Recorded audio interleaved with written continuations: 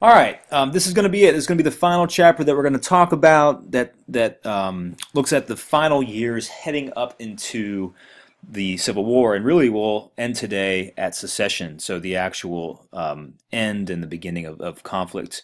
No guiding question here, but one thing we want to consider is this first point is that radicals are gaining a lot larger voice in the last half of the 1850s.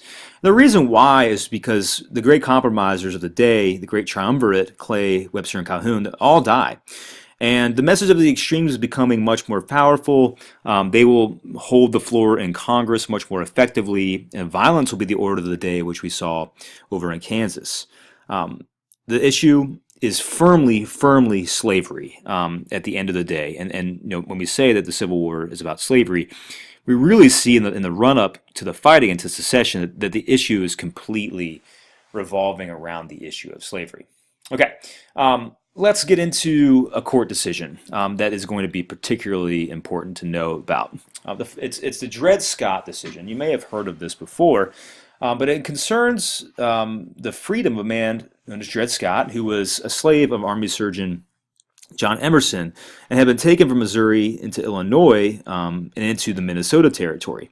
Because of the Missouri Compromise, of course, Minnesota was above the 3630 line and therefore was considered free territory.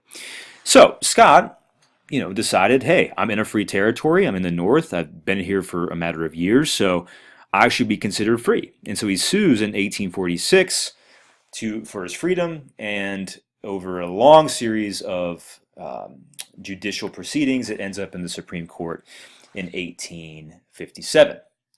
Now, the court is going to rule against him, and in doing so, rules in an absolutely unbelievably harsh manner against slaves. And these are the four main things that we want to talk about. The first thing, that traveling to Minnesota did not make Dred Scott free. Okay, so sorry, you're not free if you travel there. That, and it goes even further, right? Second thing, Scott, as a black man, is excluded from citizenship because it's not mentioned in the Constitution, and therefore could not even bring the lawsuit to begin with. He couldn't sue for his freedom anyway, because he's black in America and he doesn't have rights. The third, Congress never had the right to prohibit slavery in any territory, and therefore, by doing so, they would violate the Fifth Amendment. Okay? And then lastly, because of that, the Missouri Compromise is unconstitutional. So this is a damning ruling against the rights of slaves and the Northern abolitionist cause. And it's, kind of seen as a Southern conspiracy led by Chief Justice Roger B. Taney and four other Southern justices who were slave owners to jam down, once again, the issue of slavery and the expansion of slavery down, most Americans' throats who do not want to have slavery in the North.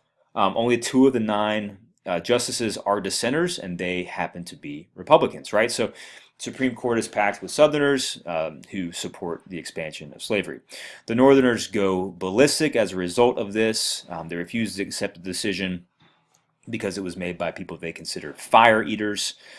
And, basically we see the ineffectiveness of government to resolve this issue once again. Congress and the president don't do anything to make sure that any lasting peace, any lasting compromise is reached, and then only half the country is going to be comfortable with the Supreme Court decision. So the American experiment is seeming to die. Government is not working, and it's really all over the issue of slavery. It's also going to split the Democratic Party as well, right? The Northern Democrats, of course, will not necessarily agree with the Supreme Court decision in Dred Scott, and the Southern Democrats will. So just like the Whigs, that is splitting, the Democratic Party has the opportunity to either respond and find some common bonds, or to continue to split.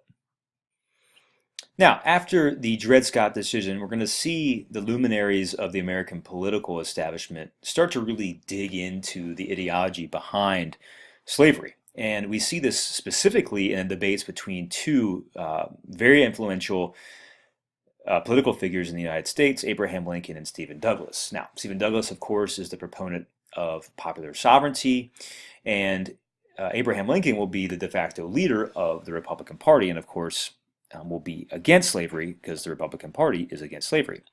And these two guys kind of cruise around the country and have a series of debates. Here are the cities they go to: Ottawa, Freeport, Galesburg, Quincy, Charleston, Alton, Jonesboro.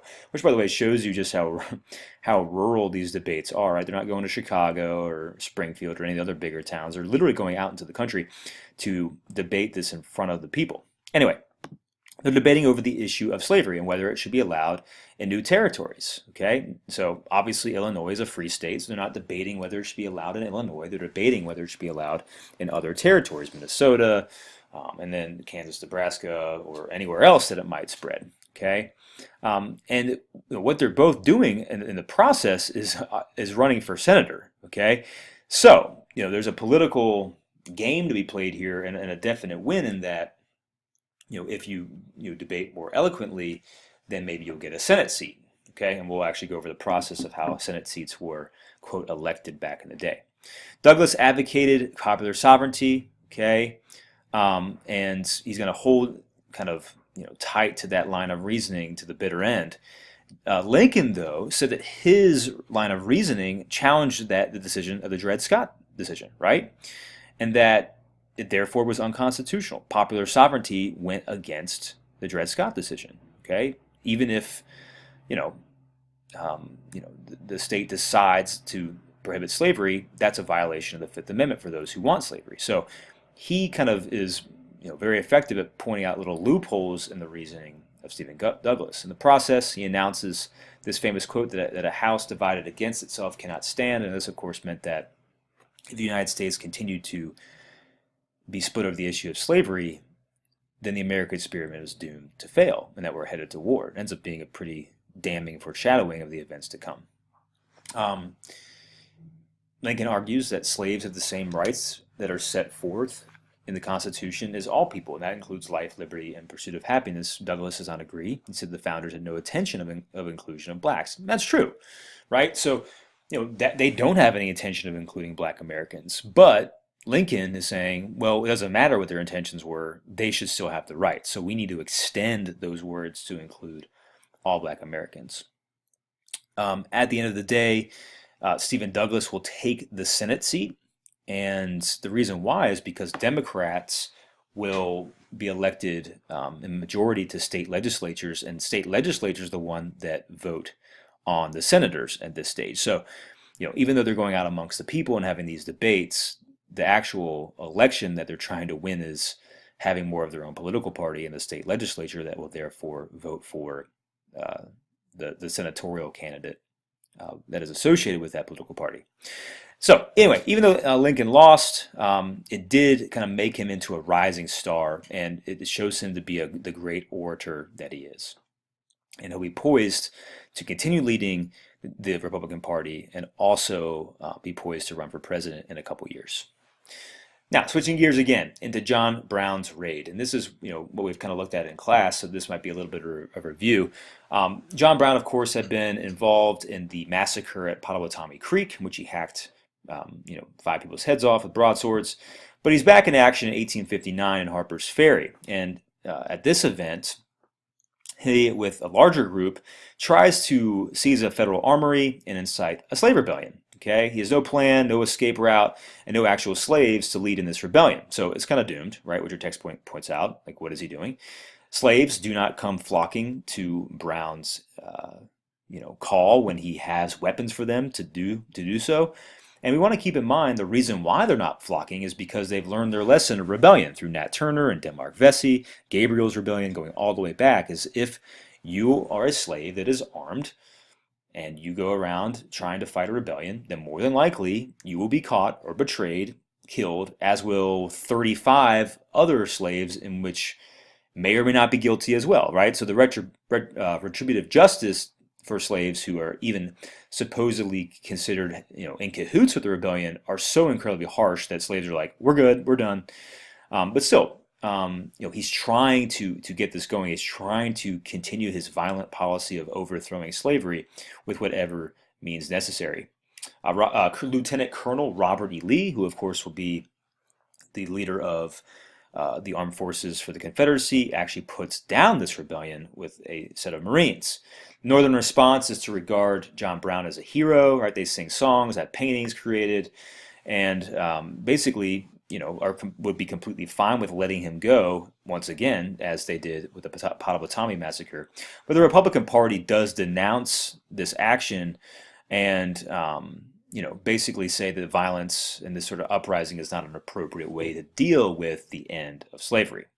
The Southern response is more intense. They're appalled that Northerners would celebrate a man with the violent inclinations that Brown has. They made them distrustful of a government that could be supported by Northerners who would see a man as violent to the way of life that Southerners espoused, letting him go free again, and basically label, as we see here, the entire North as John Brown sympathizers. So, once again, the North and South are being completely pulled apart, and John Brown is making this happen, which is probably his biggest contribution to American history, is splitting the North further apart from each other.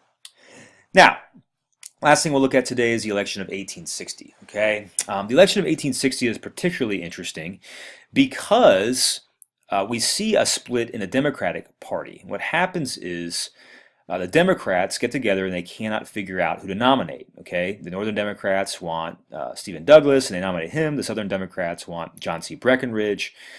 And this all stems over the issue still of whether to support the Kansas-Nebraska Act, whether to support the Dred Scott decision. There's just such intense sectional differences over the issue of slavery.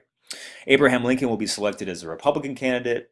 They think that he can carry the 4 main states, we would call them swing states today, to make sure that the Electoral College is won. And these include Illinois, which with 13 electoral votes, Indiana with 13, Pennsylvania with a whopping 27, and then New Jersey, which would have 7. So this kind of center of the area, what we would label the Rust Belt, was just as essential in 1860 as it was in 2016. And they thought Lincoln could carry it, and indeed he does carry all of those states, save the 3 electoral votes that split it off to Douglas and New Jersey. In the process of the election, though, Abraham Lincoln only receives 40% of the vote, not even 40%, though he does carry 18 states. Notice how they're all in the North or the West. So, how did he win the election, right? Don't you need a majority of American populace to win an election? No, you don't. All you need is a majority electoral votes, and he barely gets that with 180. Okay, so with this election, Abraham Lincoln, the head of the Republican Party, will be ushered in as the first president in history from a Republican Party. And immediately, within 3 months of the election, and actually before Lincoln is actually sworn in as president, 7 states will secede, led by South Carolina. Georgia, Florida, Mississippi, Alabama, Louisiana, and Texas will also secede. The South Carolina Assembly votes unanimously to secede, so there wasn't even one vote out of 169 that said, maybe this isn't a good idea that we secede, and they went along with the plan. And like I said, this is before he is even remotely inaugurated as president. The secession happens December 20th, 1860, and Lincoln sworn in the beginning of 1861. Okay, Jefferson Davis will be elected the president of the Confederacy. Okay, and we'll have a whole separate state at this point with the Confederate States of America. The North does tries to do a couple things to make sure that the South won't leave. They try to have an amendment to the Constitution that makes the 3630 line fully extended out. This would be this line here. So make it say, hey, we'll extend this all the way out, and we will preserve forever slavery below that line. The North will be free. Well, if you're using half a brain, well, that would mean for sure Kansas wouldn't become a slave state. So that doesn't even necessarily make sense why they would extend that that as like a bargaining chip. They also suggest what is known as the Corwin Amendment, and it was enacted so that slavery would never be interfered with, ever. So they basically make a promise like, hey, we'll have a piece of legislation that says that slavery will never be interfered with, ever. And actually would have made the 13th Amendment impossible later on, after the Civil War. But it doesn't pass. It doesn't get the 3/4 majority vote that's needed to get it, although it does pass in Illinois, which is interesting. How they passed it, even though it was a Republican state, of course, and the home state of Abraham Lincoln. What is the president doing at this time? Zero. He's doing nothing to stop the exodus of the South. He does think secession is illegal, but he thinks using the army to make the South come back is unconstitutional. So he is caught between a rock and a hard place, and like we've seen with so many presidents before, he basically just kicks the rock down to Lincoln to deal with, and everyone's just waiting to see what Lincoln will do. Well, he doesn't do anything because he's just trying, at least before being inaugurated, because he's just getting ready to take over a government. But in the meantime, South Carolina will secede, and he'll come into office with an already loaded situation that he has to deal with immediately after being sworn in.